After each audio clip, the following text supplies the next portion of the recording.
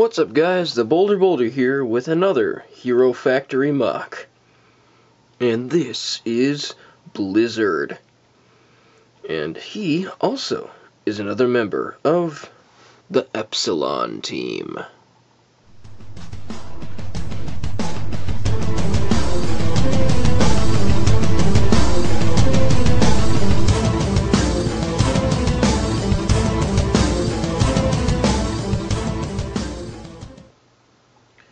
So, here he is, Morgan Blizrd.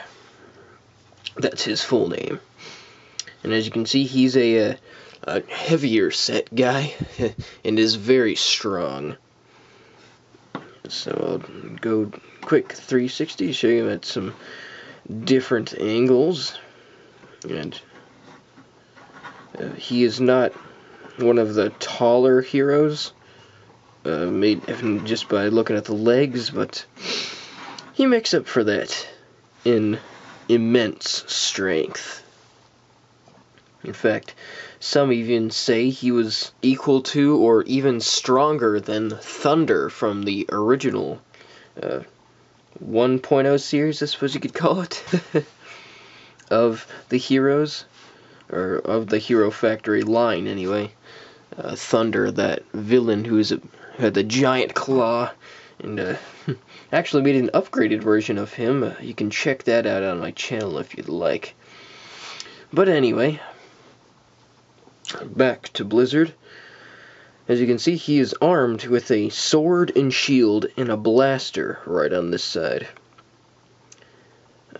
The reason the blaster is on this side is so that in battle, if he so chooses, he can actually use this to defend himself. Have the shield out like this, his sword maybe to parry any attacks or anything. Turn so that most of his body is covered by the shield. And he can use the blaster for defense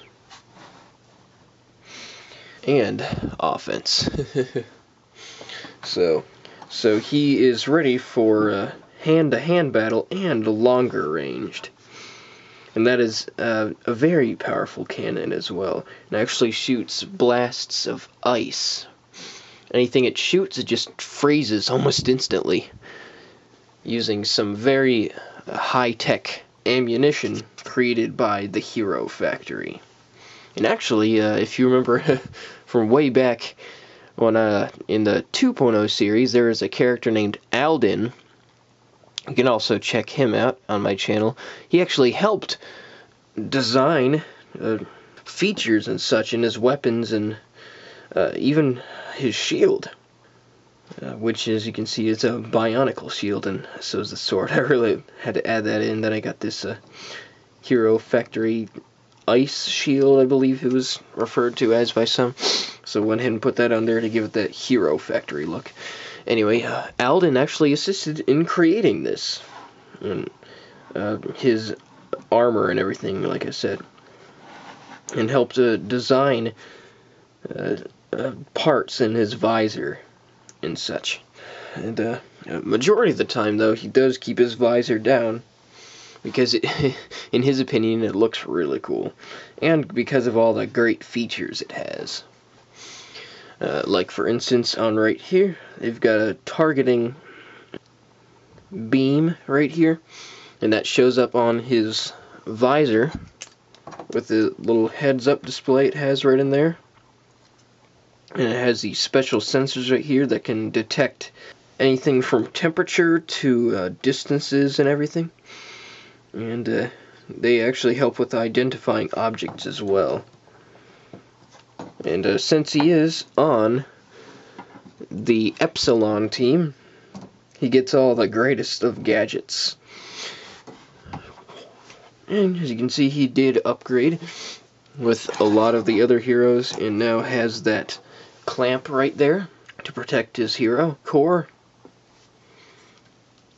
And here's a look at his arms, and I really liked these ice-shaped parts, and I think were used for more of a fur effect for the Chima Ultra builds. But I think they looked really cool, so I used 4 of them on this guy to give him that icy look, that very prominent icy look, because he deals mainly with, you guessed it, icy areas and snow places, like you'd see in Ko-Koro or Ko-Metru, depending on what island you want to talk about in Bionicle, and also like Hoth from Star Wars. Yeah, I'm a bit of a nerd, but that's okay. So, let's see, here's a look at his blaster, connected right back here to his shoulder piece in here, taking advantage of those parts.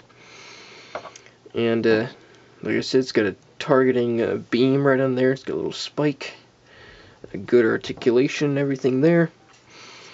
And like I said, I really like these translucent blue parts for the accent color.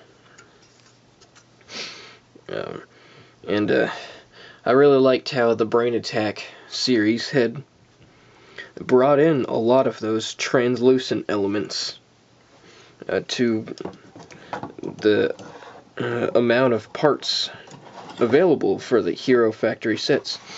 I really appreciate that. So, now here's something else I think is really cool. Besides the fact that he has a sword and shield, which are made out of extremely strong alloys.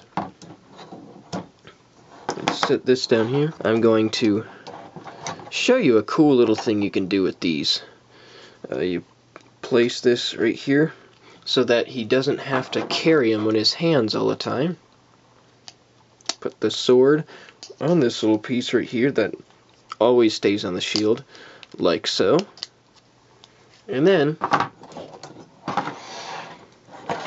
you place it right here on his back, like so. And boom, it's on his back. It's got the sword at an angle, which I liked, and then the shield's back there to protect if anyone's firing at him or anything. And then this thing can actually fold back, like so. Just simply move back like that, and voila!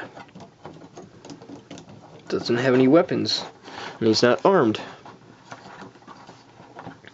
So I had to get that feature in there. Since he had a sword and shield, I just had to put it on his back, you know, just so that he could walk around and not have to lug them around in his hands all the time. And sort of reminds me of the Legends of Zelda games where Link actually put the stuff on his back. So that sort of reminded me of that. So I believe that is about it. One last thing before I go.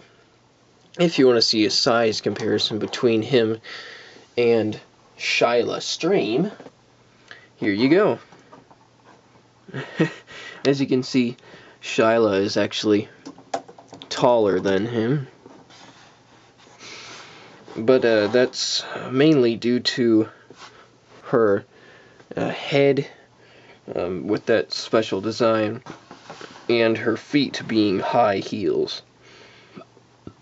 So there you go. 2 more members of the Epsilon Team. So thank you guys very much for watching and subscribing. Please be sure to check out my Facebook page as usual to see pictures of this MOC and many of the other MOCs that I've made. And I'll be sending out notifications for new blog posts and such. So be on the lookout for that stuff. So I'll see you guys again in my next video. Have a great day. Bye.